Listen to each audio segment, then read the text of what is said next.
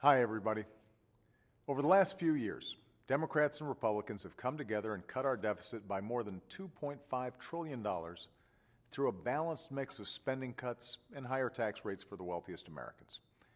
That's more than halfway towards the $4 trillion in deficit reductions that economists and elected officials from both parties say we need to stabilize our debt.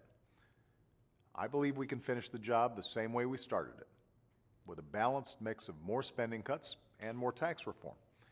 And the overwhelming majority of the American people agree, both Democrats and Republicans. Now, my preference, and the preference of many members of Congress, is to do that in a balanced, comprehensive way by making sensible changes to entitlement programs and reforming our tax code.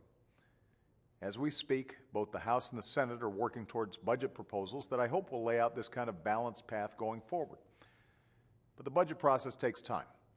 And right now, if Congress doesn't act by March 1st, a series of harmful automatic cuts to job-creating investment and defense spending, also known as the Sequester, are scheduled to take effect. And the result could be a huge blow to middle-class families and our economy as a whole. If the Sequester is allowed to go forward, thousands of Americans who work in fields like national security, education, or clean energy are likely to be laid off. Firefighters and food inspectors could also find themselves out of work, leaving our communities vulnerable. Programs like Head Start would be cut, and life-saving research into diseases like cancer and Alzheimer's could be scaled back.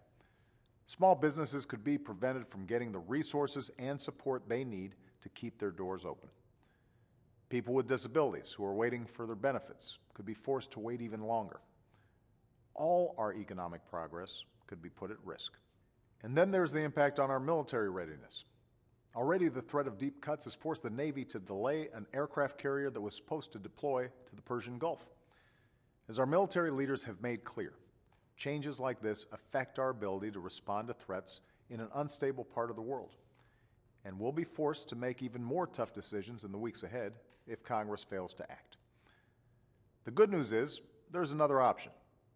2 months ago, we faced a similar deadline, and instead of making deep, indiscriminate cuts that would have cost jobs and slowed down our recovery, Democrats and Republicans came together and made responsible cuts and manageable changes to our tax code that will bring down our deficit. This time, Congress should pass a similar set of balanced cuts and close more tax loopholes until they can find a way to replace the sequester with a smarter, longer-term solution.